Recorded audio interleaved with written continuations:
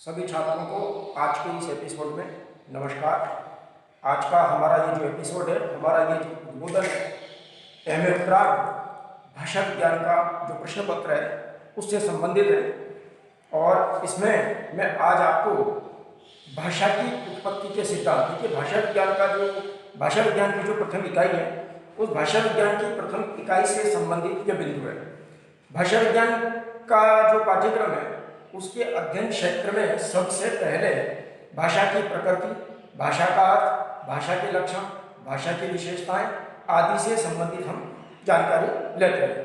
तो सबसे पहले देखिए, अगर आज हम चर्चा करें तो भाषा के अर्थ पर चर्चा कर लेते हैं कि भाषा क्या होती है। तो सामान्य रूप से हम मानते हैं कि भाषा एक प्रकार से क्या है, मानव विचार या मानव की मन की भावनाओं को अभिव्यक्त करने का माध्यम है। यानी मनुष्य के मन में विभिन्न प्रकार के जो विचार आते हैं, विभिन्न प्रकार की जो भावनाएं आती है, उन सबको प्रकट करने का जो माध्यम है उन्हें हम भाषा के रूप में मानते हैं। लेकिन ध्यान रखना होगा हमें कि भाषा विज्ञान के संदर्भ में हम भाषा का इतना व्यापक अर्थ नहीं ले सकते। भाषा विज्ञान में भाषा का जो अर्थ है एक निश्चित अर्थ में, एक सीमित अर्थ में लिया जाता है। क्योंकि देखिए, प्राचीन काल से हम देखते हैं कि भाषा की अभिव्यक्ति के जो माध्यम है वो हमारे पास बहुत सारे हैं। उदाहरण के लिए हम देखते हैं कि जब ट्रेन रवाना होने लगती है तो पीछे गार्ड जो होता है वो हरी झंडी दिखाता है। हरी झंडी दिखाता है, इसका मतलब क्या हुआ कि गाड़ी के रवाना होने का समय हो गया और गाड़ी आगे बढ़ने के लिए तैयार।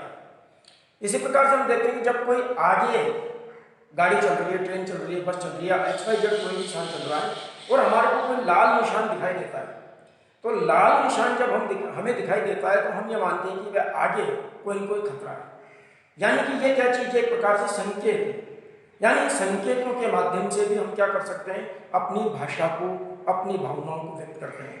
तो प्राचीन काल में हम देखते हैं कि भाषा के कई रूप देखने को मिलते हैं। आज भी देखिए आप, जैसे किसी के शादी ब्याह होता है, मांगलिक अवसर होता है, शादी विवाह में आपने देखा होगा कि बारातियों को ले जाने के लिए पुराने जमाने में पीले चावल जो बांटा करते थे।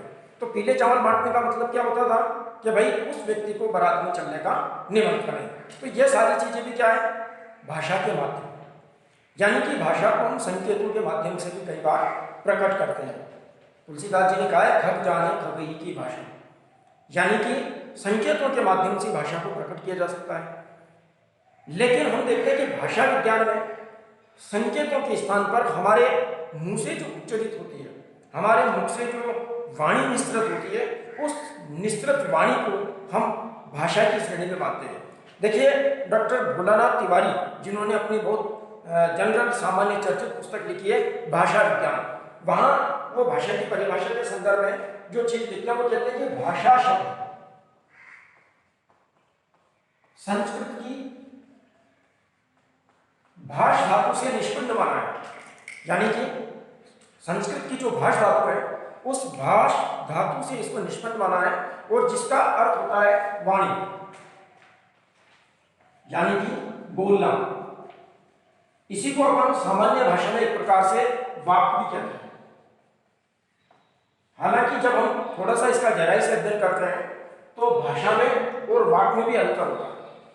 वाक् अलग चीज है और भाषा अलग चीज है, लेकिन वो चीजें बात की बात है। अभी हम केवल भाषा के संदर्भ में भाषा के क्या लक्षण होते हैं, भाषा की क्या प्रवृत्तियां होती है, उनके ऊपर हम देखते हैं। तो देखिए, भाषा क्या है, एक प्रकार से मानव के द्वारा उच्चरित जो हमारा शब्द विन्यास है, हमारी जो वाणी है, जिसके माध्यम से हम क्या कर रहे हैं, अपनी भावनाओं को, अपने विचारों को दूसरों के ऊपर प्रकट कर रहे हैं।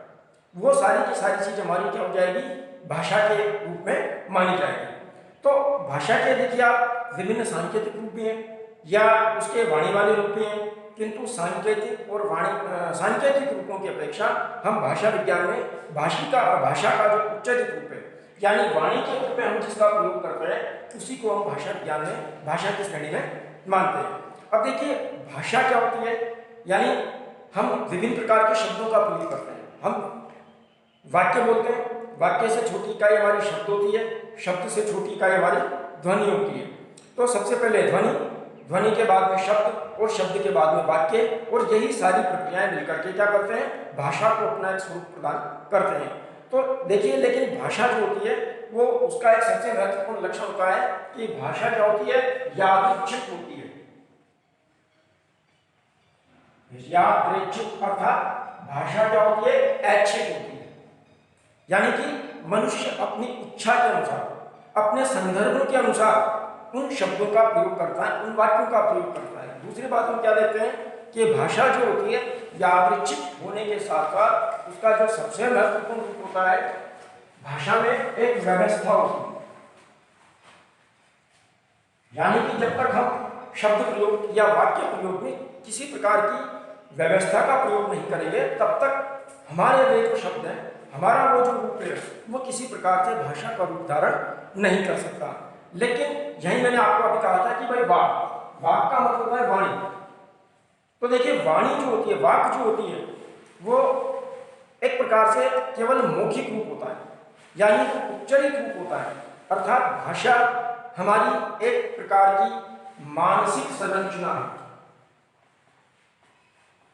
यानी कि हमारे मन में जो विचारधारा है, हमारे मन में जो भाव है, उनको हमें किस रूप में, किस प्रकार से प्रकट करना है और श्रोता को या पाठक को किस रूप से अपनी भावनाओं को समझाना है। ये सारी चीजें जब व्यवस्थित रूप से हमारे संदर्भ में प्रकट होती है तो हम उसको भाषिक संरचना के रूप में मानते हैं। किंतु भाषा का जो व्यवहारिक रूप है, यानी भाषा का जो प्रायोगिक रूप है, अर्थात भाषा की जो संरचना हमारे मन में है, वो जब वाणी के माध्यम से प्रकट हो रही है तो उसे हम वाक की श्रेणी में मानते हैं। यानी कि एक प्रकार से वाक जो है भाषा का बाह्य रूप है और भाषा जो है हमारा आंतरिक रूप है। तो देखिए, दिखने में दोनों चीजें लगभग एक जैसी हैं, किंतु दोनों अपने वास्तविक रूप में बिल्कुल अलग अलग होती है। तो देखिए, भाषा के बारे में कई प्रकार की प्रक्रियाएं हमारे को देखने को मिलती है।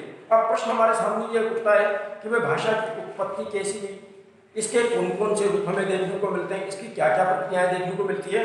तो देखिए, भाषा की उत्पत्ति के बारे में कई प्रकार के सिद्धांत प्रचलित हैं।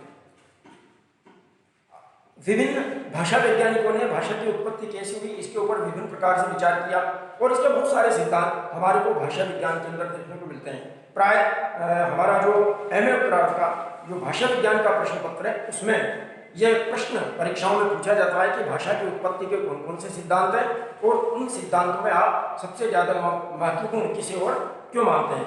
तो देखिए, वैसे तो भाषा की उत्पत्ति के बहुत सारे सिद्धांत हमारे को देखने को मिलते हैं, किंतु उनमें सबसे महत्वपूर्ण और सबसे चर्चित जो सिद्धांत माना गया है, पहला सिद्धांत माना गया है वो देवीय उत्पत्ति सिद्धांत। देवीय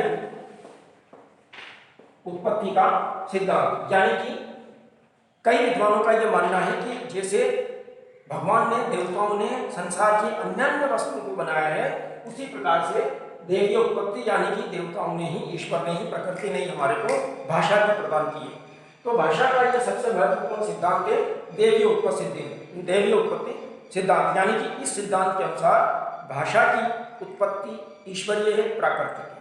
देखिए, हम ये मान सकते हैं कि बिल्कुल ठीक है, यहाँ दो चीजें हैं। प्रश्न ये है कि ईश्वर ने भाषा की उत्पत्ति क्यों और कैसे की, किस रूप में की, तो यह इसकी आलोचना के कई आधार हमारे को देखने को मिलते हैं।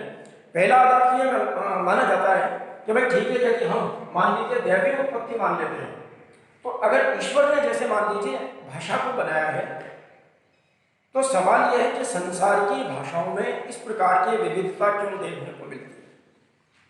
आप देखिए, जो हिंदुस्तान क्षेत्र, जो भारतीय क्षेत्र है, उन भारतीय क्षेत्र के या एशियाई देश के जो लोग हैं, उनकी भाषा का, उनकी शब्दावली का उच्चारण अलग प्रकार से होता है।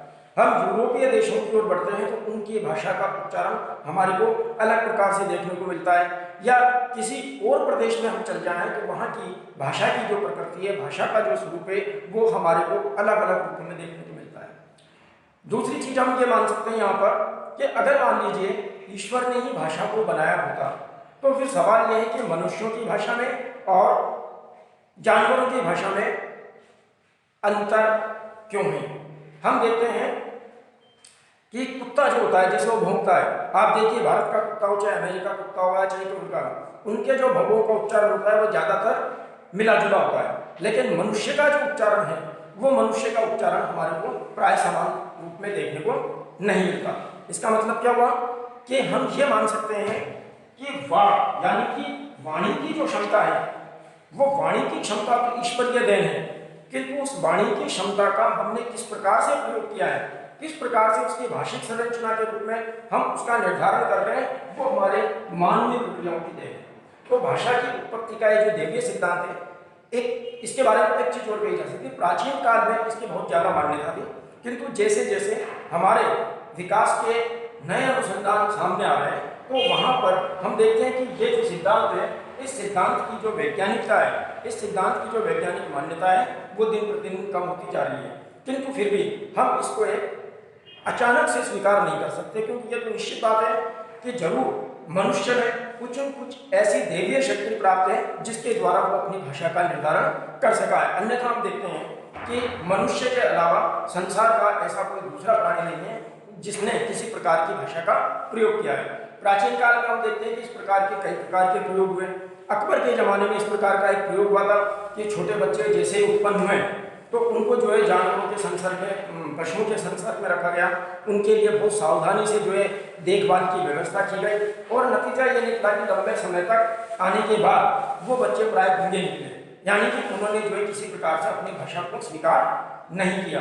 तो कहने का मतलब ये हुआ कि भाषा का जो देवी उत्पत्ति सिद्धांत है अत्यंत प्राचीन काल से चला रहा है, किंतु वर्तमान में इसकी प्रासंगिकता लगभग समाप्त होती जा रही है। तो आज भाषा की देवी उत्पत्ति सिद्धांत के बारे में बताया। अगले एपिसोड में भाषा की उत्पत्ति के अगले सिद्धांतों के बारे में आपको बताएंगे। धन्यवाद।